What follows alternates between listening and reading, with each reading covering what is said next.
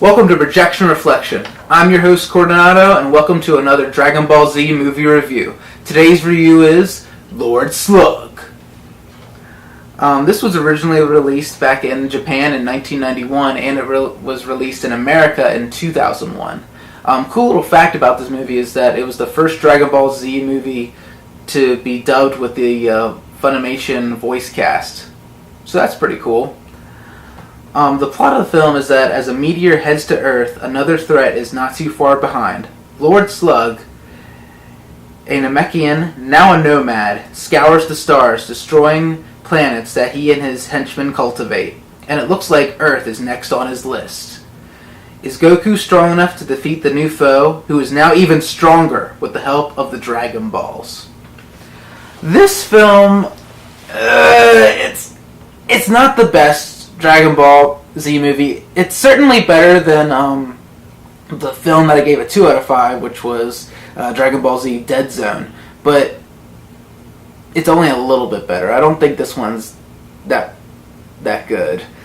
The things I liked about the movie was that it had good animation. Goku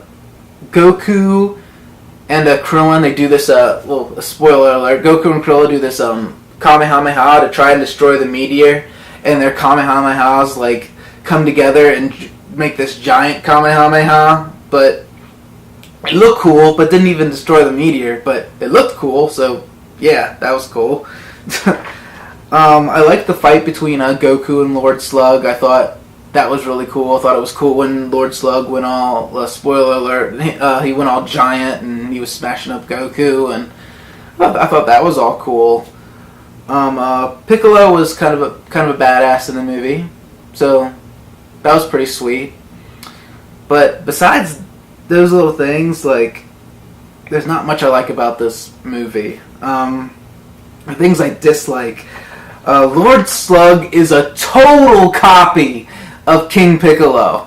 Like, he even makes the same wish as King Piccolo. He wishes to be, like, young again. And I'm like, yeah, way to rip off King Piccolo. Like, it's like they ran out of ideas. They couldn't make, like, a different kind of Namekian character. It had to be exactly like King Piccolo.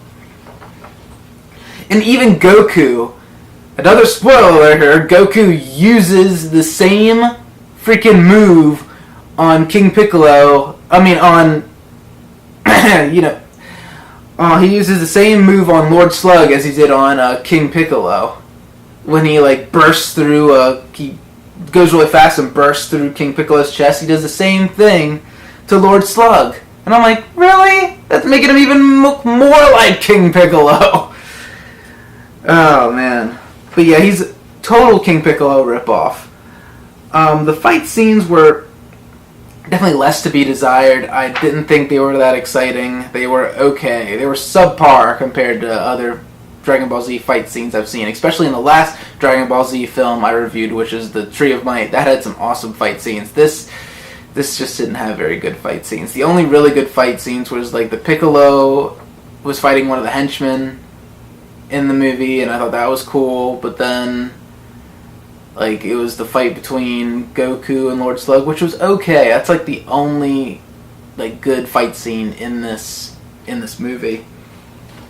On the Chi-Chi fake out, they showed Chi-Chi like kicking one of Lord Slug's soldiers in the face, and then after that she gets knocked out. I'm like, come on! Like, show Chi-Chi being at least a little bit badass. I mean, she can fight. You saw her fight in the original Dragon Ball series. I mean, come on!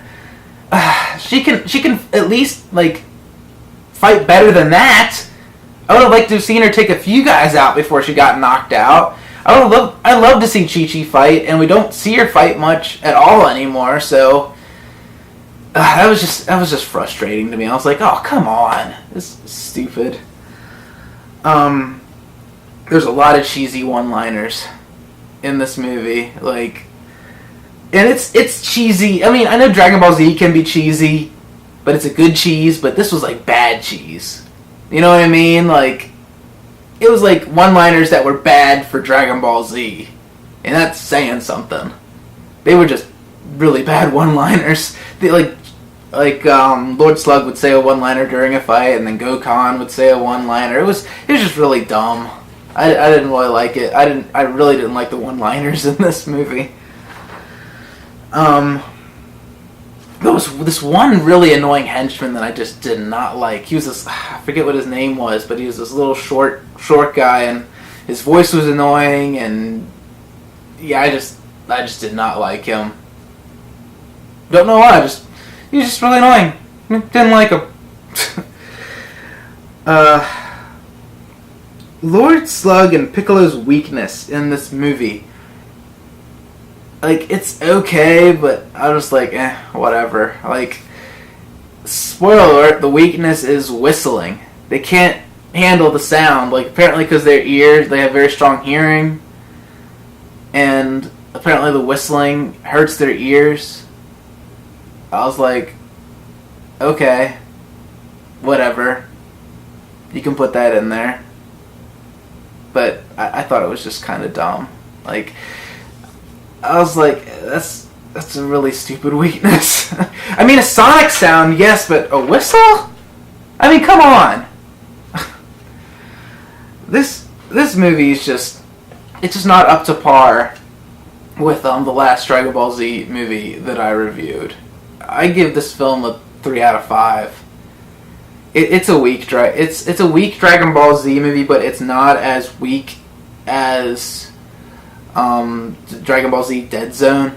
Like, this, it's better than Dead Zone. That's all I can say. Like, if you're a Dragon Ball Z fan, of course you'll love this movie, but as a film in itself, I think it's kind of a weak film in the franchise. I thought it was okay, but it definitely was not as good as Tree of Might, the previous film. I mean, yeah, if you're a Dragon Ball Z fan, check it out. I mean, it's a 3 out of 5, so it's still basically good, but it's still not, like, great. You know what I mean? So yeah, Lord Slug, 3 out of 5. Check it out, and Duranray!